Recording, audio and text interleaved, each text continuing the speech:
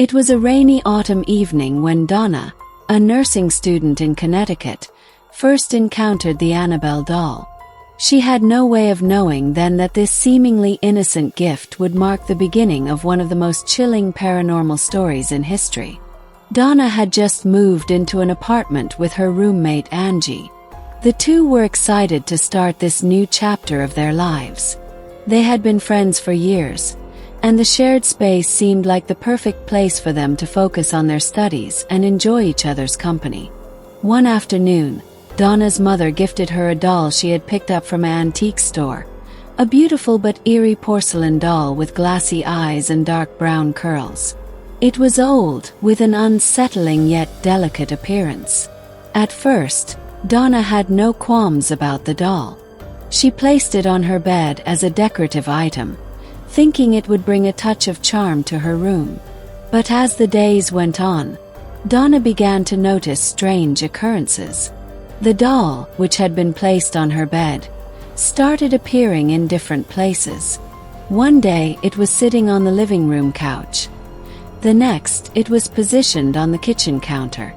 Donna shrugged it off as a practical joke from Angie. Perhaps her friend was moving the doll around as a harmless prank.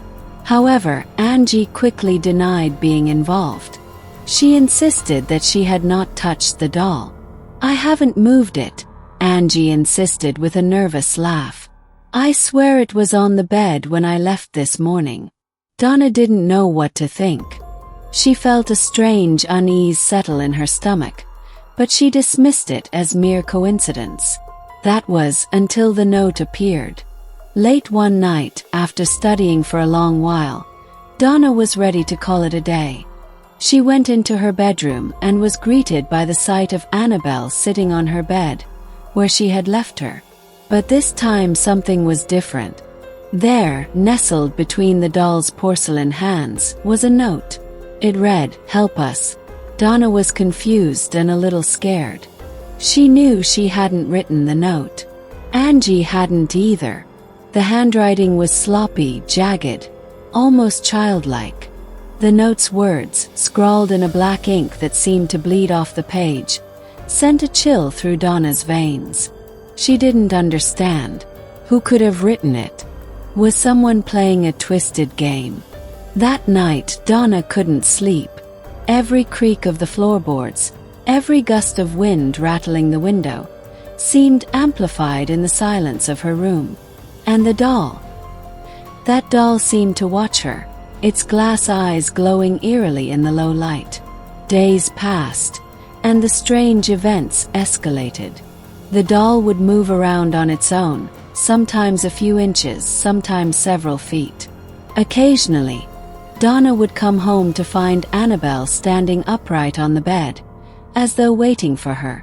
The unsettling atmosphere deepened when Donna woke up one night to the sound of soft giggles. She swore she heard a child's voice, faint and distant, calling her name. Donna. It wasn't Angie. She was asleep, snoring lightly in the other room. Donna's skin prickled. She got up and turned on the lights, but the sound stopped abruptly, and the room was silent again. Her heart pounded in her chest. But when her gaze landed on the doll, her breath caught in her throat. Annabelle was no longer sitting on the bed.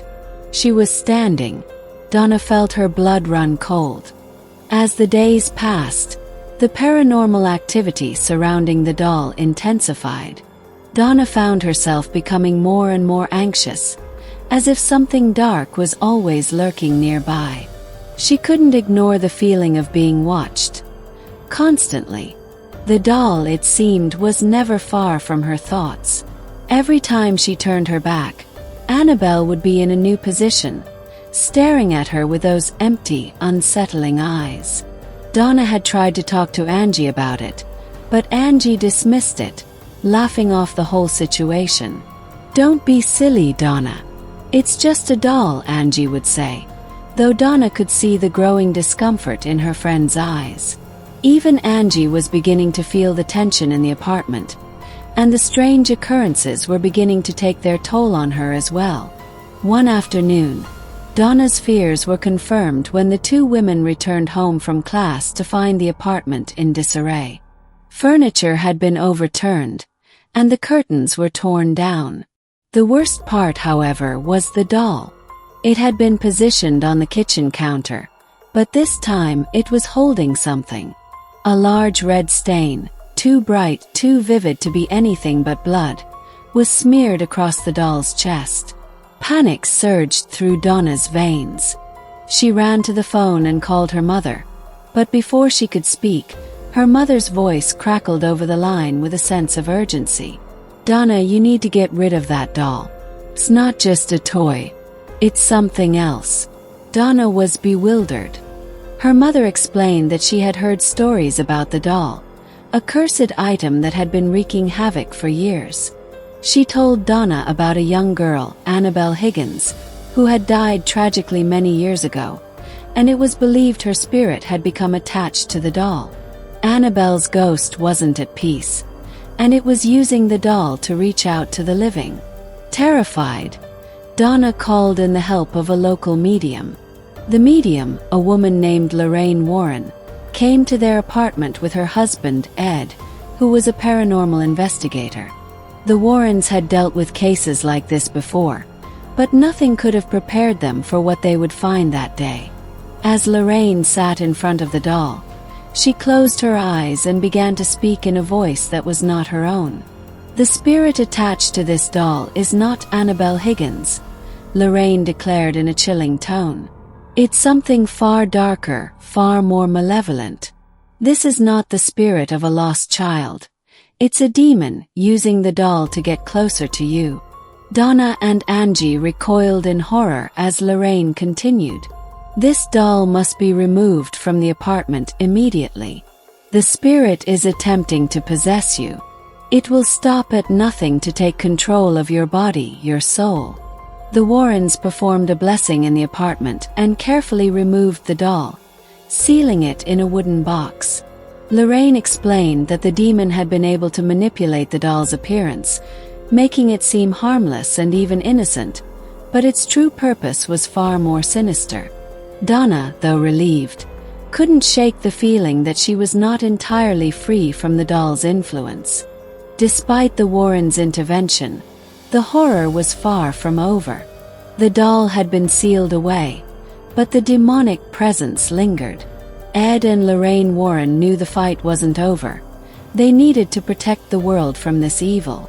After the Warrens' visit, the doll was taken to the Occult Museum in Monroe, Connecticut, where it would remain locked away under the strict supervision of the Warrens.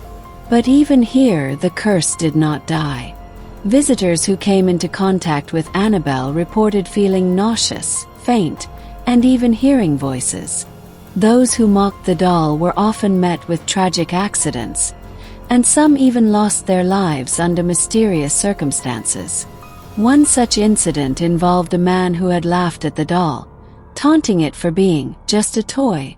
That night, while driving home, he crashed his motorcycle into a tree. His injuries were severe, and he died in the hospital shortly afterward.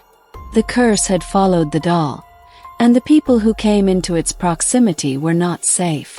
To this day, Annabelle the doll remains in the Warrens' Occult Museum, locked in her glass case with a warning, "Do not touch."